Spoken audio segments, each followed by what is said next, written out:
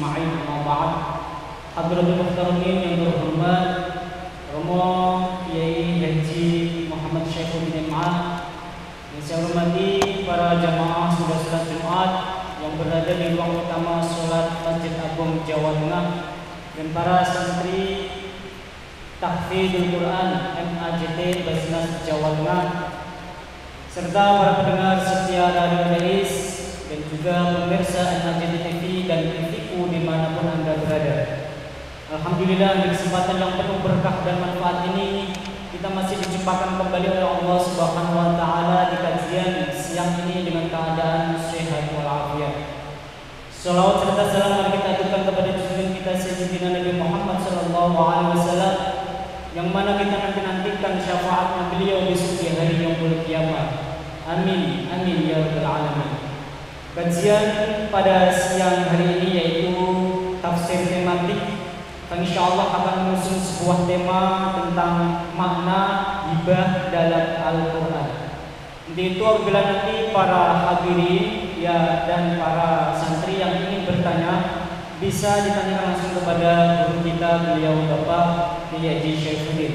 Dan bagi para pendengar serta pemirsa yang ingin bertanya nanti bisa melalui chatting WhatsApp-nya Radio Dais di 0821 336 70.000. Untuk mengawali kajian siang ini, mari terlebih dahulu kita baca umum kitab Liridhoillah wa li syafaati Rasulillah bi barakati suratul Fatihah. A'udzubillahi minasyaitonir rajim. Bismillahirrahmanirrahim. Alhamdulillahirabbil alamin arrahmanir rahim maliki yaumiddin. Iyyaka na'budu wa iyyaka nasta'in. Shiratal ladzina an'amta 'alaihim ghairil maghdubi 'alaihim waladdallin. Selanjutnya mari kita simak bersama-sama dengan beliau kita Bapak Kiai Haji Syaifuddin MA.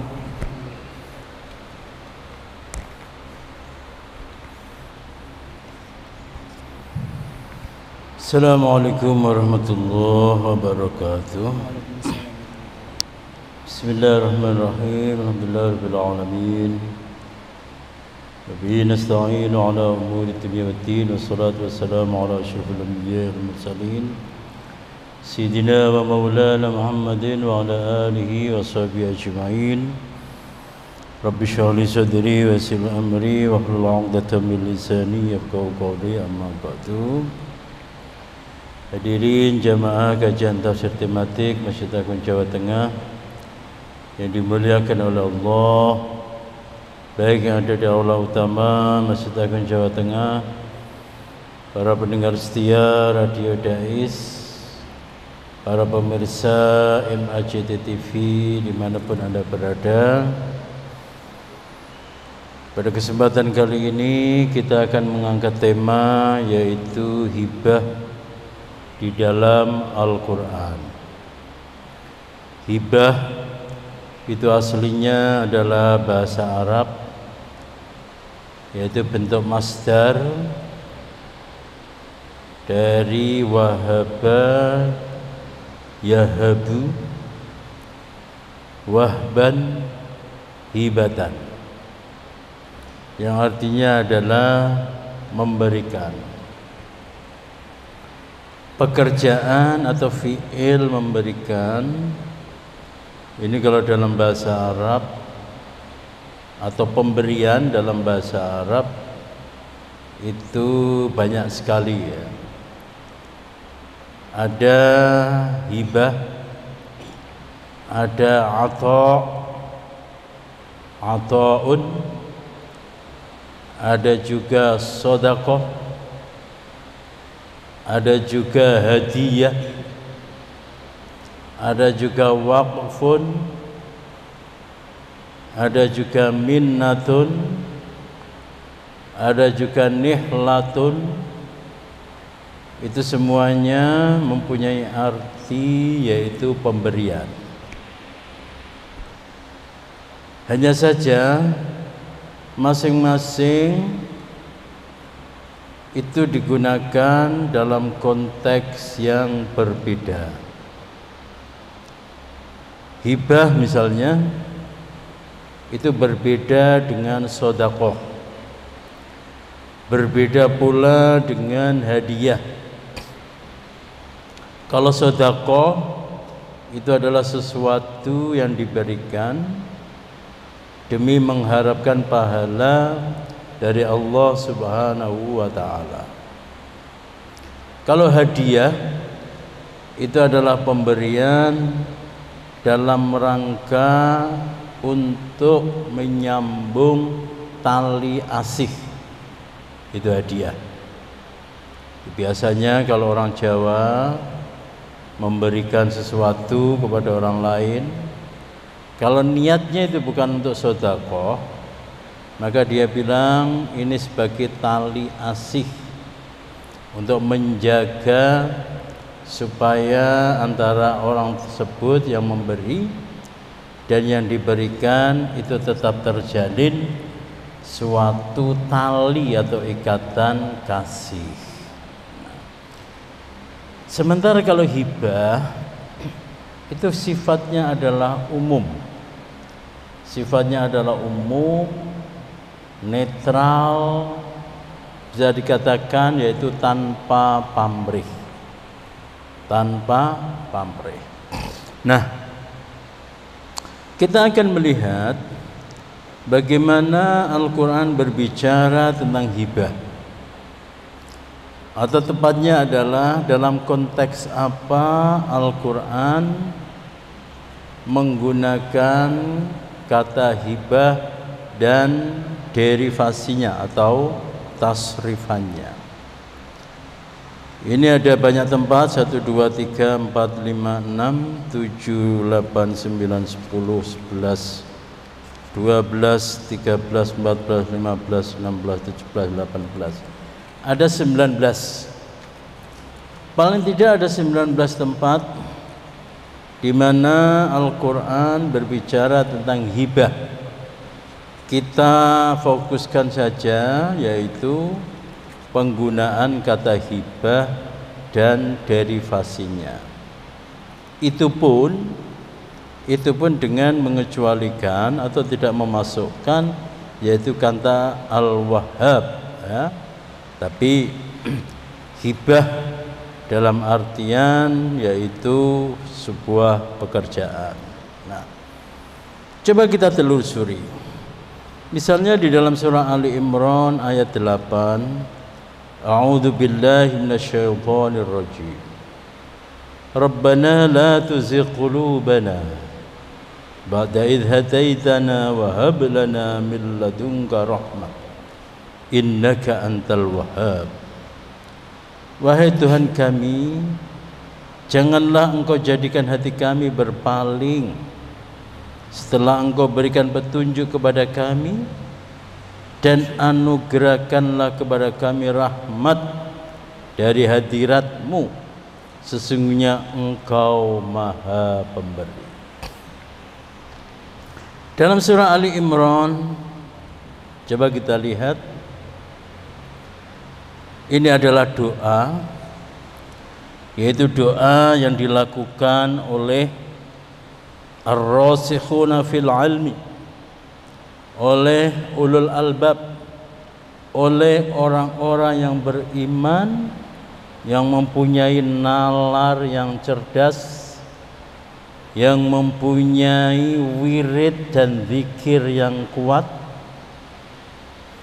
yang mempunyai ilmu, pengetahuan, keimanan yang menancap di dalam hati sanubari mereka. Mereka berdoa, dan doanya adalah, wahai Tuhan kami, janganlah Engkau jadikan hati kami berpaling. Nah, permohonan pertama yang dilakukan oleh ar-rasikhuna fil ilmi, oleh ulul albab, itu adalah jangan sampai kenikmatan yang sudah menancap, keimanan yang sudah menancap di dalam hati itu menjadi hilang, menjadi berpaling. Jadi jenenge wong ketika dia sudah beriman dan merasakan manisnya iman. Merasakan manisnya iman. Itu ibaratnya mbok digebuki, mbok diapake, dipukul, dihajar dan sebagainya untuk melepas nikmatnya iman, dia pasti tidak mau. Kita tahu bagaimana Bilal bin Rabah di dalam sejarah Islam, meskipun beliau dicambuk, ditindih dengan batu besar supaya murtad, supaya keluar dari Islam, beliau tetap tidak mau. Ada juga sahabat yang diancam-ancam oleh orang tuanya. Si sahabat beriman kepada Allah, sementara orang tuanya belum beriman, diancam ini, diancam itu, masih tetap tidak bergeming, tidak mau melepaskan keimanannya. Nah, kaitannya dengan hibah di sini bisa kita lihat. Apa yang diminta oleh orang yang ar-rasikhuna fil ilmi, oleh ulul albab, di samping yang pertama adalah memohon supaya manisnya iman itu tidak lepas dari hati mereka. Permohonan yang kedua adalah yaitu memohon supaya diberi anugerah rahmat dari Allah Subhanahu wa ta'ala. Rahmat itu adalah ibarat pengunci supaya keimanan itu tidak lari kemana-mana, supaya keyakinan dan kepercayaan itu tetap kokoh bersemayam di hati ar-rasikhuna fil ilmi. Yang diminta itu adalah rahmat, kasih sayang, dan yang digunakan itu adalah kata hab, wahab lana min ladunka rahmah. Kenapa demikian? Karena sebagaimana yang diterangkan tadi, bahwa yang namanya hibah itu adalah suatu pemberian yang tanpa pamrih, pemberian yang tanpa pretensi, pemberian yang tanpa imbalan apapun. Jadi seakan-akan ar-rasikhuna fil ilmi itu memohon kepada Allah Subhanahu wa ta'ala supaya rahmatnya itu dicurahkan kepada ar-rasikhuna fil ilmi. Ar-rasikhuna fil ilmi. Sebabnya apa? Orang yang memohon kepada Allah, ya, orang yang memohon kepada Allah kan macam-macam. Ada misalnya Allahumma inna nas'aluka imanan sabita. Ada yang memohon Allahumma rzuqna fahman nabiyyin. Ada yang mohon Allahumma inna nas'aluka rizqan wasi'an halalan thayyiba. Ada yang gitu. Ada yang memohon Allahumma a'tini. Tapi ketika sigot atau lafal permohonan itu adalah dengan hab, wahaba yahabu hab, ini menunjukkan apa? Ini menunjukkan bahwa si peminta, orang yang berdoa itu seakan-akan ya Allah berikanlah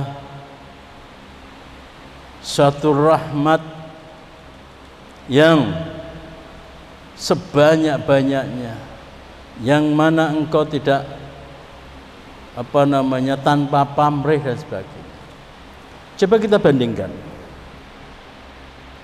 Misalnya di pinggir jalan atau di tempat-tempat pemakaman misalnya ya, tempat para wali, ziarah para wali.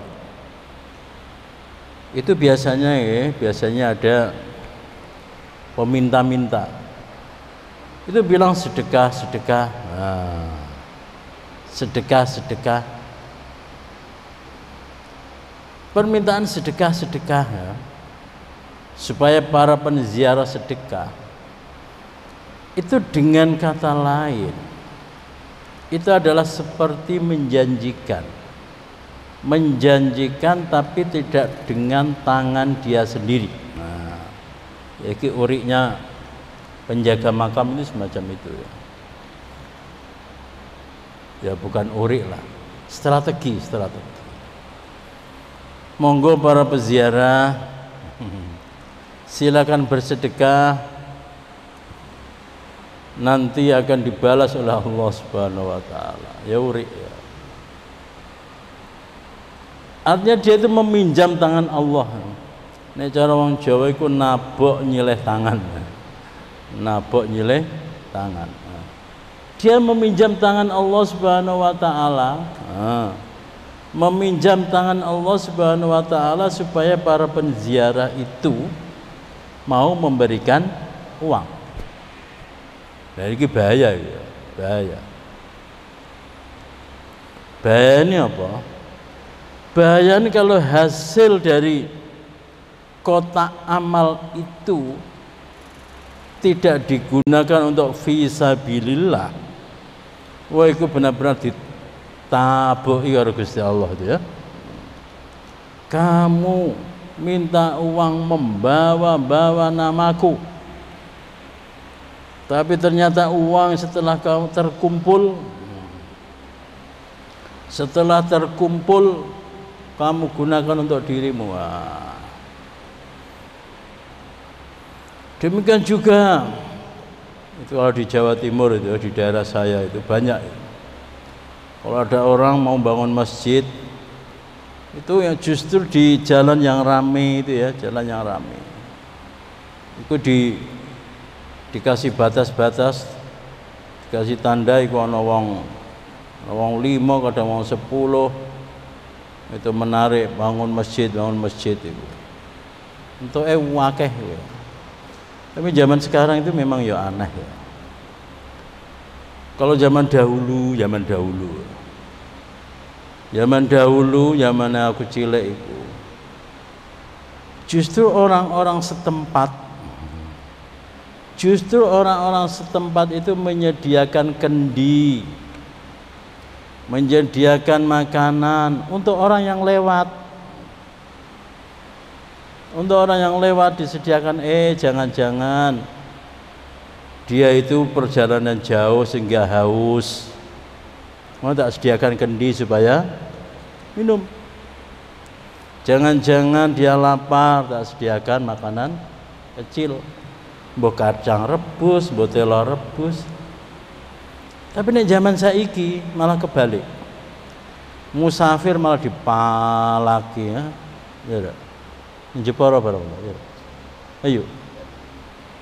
Musafir malah dipalaki, dijaluki duit. Aduh, sekolah walik intinya. Nah, kembali ke sini. Ar-rasikhuna fil ilmi. Orang-orang yang imannya teguh.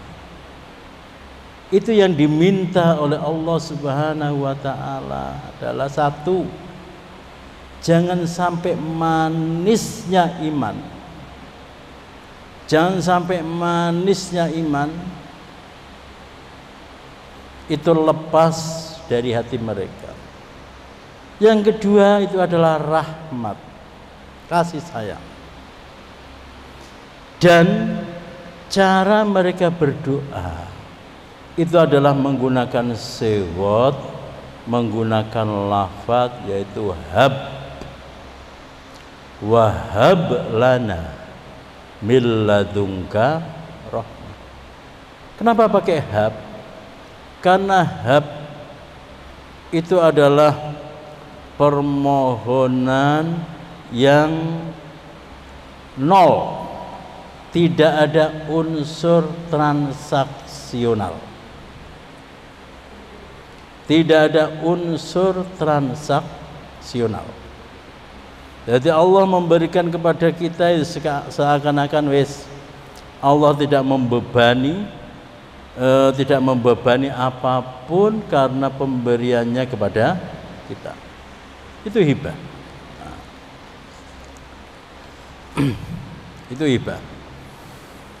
Kemudian kita bisa melihat lagi, yaitu surah Ali Imran ayat 38. Ali Imran ayat 38 berbunyi,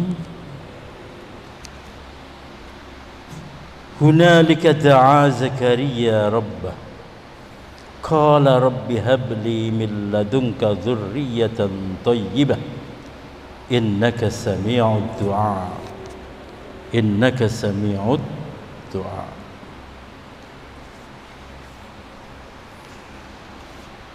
Di sanalah Zakaria berdoa kepada Tuhannya. Dia berkata, wahai Tuhanku, karuniakanlah kepadaku keturunan yang baik dari sisimu. Sesungguhnya Engkau Maha mendengar doa. Nah, ini berkisah tentang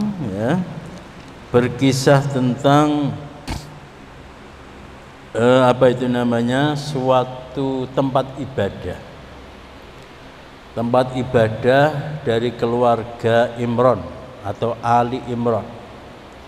Jadi keluarga Imran itu mempunyai tempat ibadah di mana mereka setiap saat, setiap waktu itu mendekatkan diri kepada Allah, melakukan puja-puji kepada Allah, mulai dari Nabi Zakaria, Nabi Yahya, kemudian Siti Maryam, Siti Maryam. Jadi dikisahkan bahwa Siti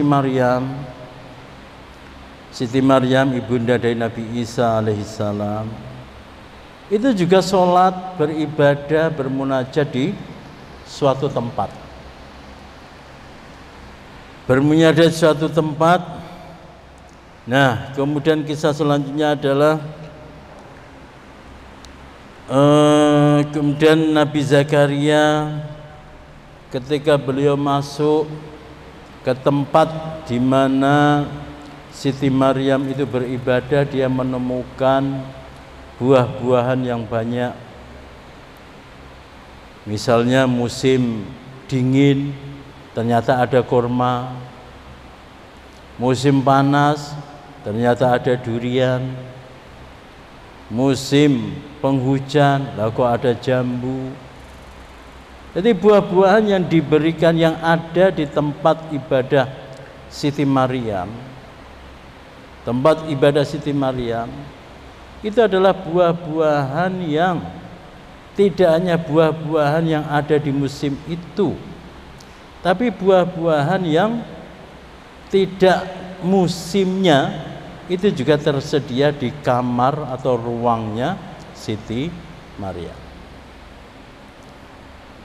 Ruang ibadah apakah itu? Ruang ibadah itu juga ruang ibadah yang dulu ditempati oleh Nabi Zakaria. Ditempati oleh Nabi Zakaria. Nabi Zakaria mempunyai putra yaitu Nabi Yahya. Nabi Zakaria mempunyai putra Nabi Yahya. Nabi Yahya iku sepantaran karo Nabi Isa. Berarti Nabi Zakaria iku ya kira-kira sepantaran karo Siti Maryam. Jadi konco dolan. Begitu Nabi Zakaria mlebu ning Maryam, lho Maryam, ih kok ana buah-buahan ning kamarmu? Ya, saya nggak tahu, tiba-tiba ada. Nah, tiba-tiba ada. Nah, Nabi Zakaria melihat ada keajaiban, ada mukjizat yang terjadi atau yang menimpa pada Siti Maryam. Nah, Nabi Zakaria ya kemudian Nabi Zakaria kemudian berdoa kepada Allah Subhanahu wa taala. Ketika beliau sudah uzur, sudah tua,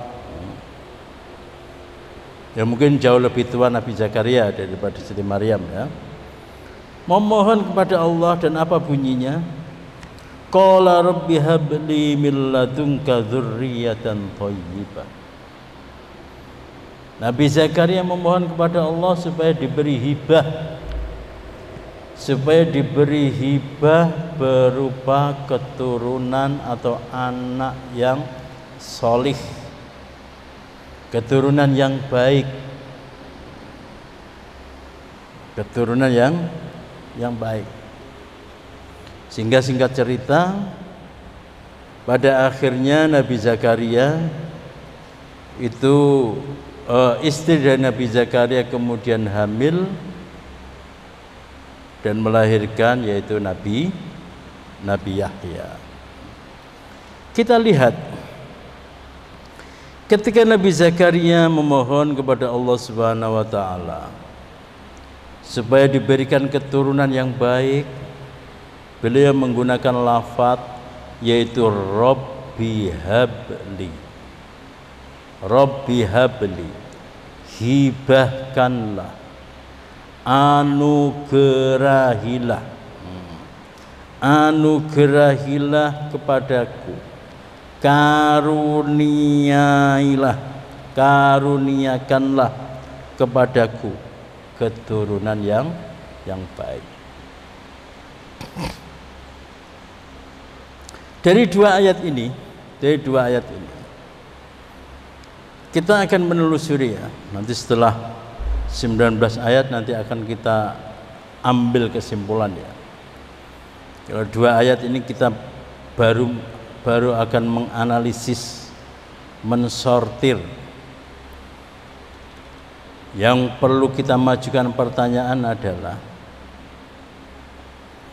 ketika Al-Quran menggunakan kata wahaba, yahabu, hibatan atau wahban, itu dalam konteks apa? Apa yang dihibahkan? Siapa yang diberi hibah? Dan siapa yang memberi hibah? Dua ayat ini kita bisa melihat baik dalam surah Ali Imran ayat 8 maupun surah Ali Imran ayat 38 ya. Itu sang pemberi hibah itu adalah Allah Subhanahu wa ta'ala. Allah Subhanahu wa ta'ala. Sementara al-mauhubulahu, yang diberi hibah, yang pertama itu adalah orang-orang yang beriman, orang-orang ar-rasikhuna fil ilmi, orang-orang yang ilmu pengetahuannya menancap erat di dalam hati sanubari. Sementara di dalam surah Ali Imran ayat 38 itu yang diberi hibah itu adalah Nabiullah Zakaria alaihis salam. Al-mauhub, barang yang dihibahkan itu apa? Kita lihat dari surah Ali Imran ayat 8, barang yang dihibahkan atau sesuatu yang dipohon, yang diminta oleh orang-orang yang beriman itu adalah rahmat. Sementara di dalam Ali Imran ayat 38 yang diminta itu adalah dzurriyyatan thayyibah, yaitu keturunan yang baik. Sampai pada dua ayat ini,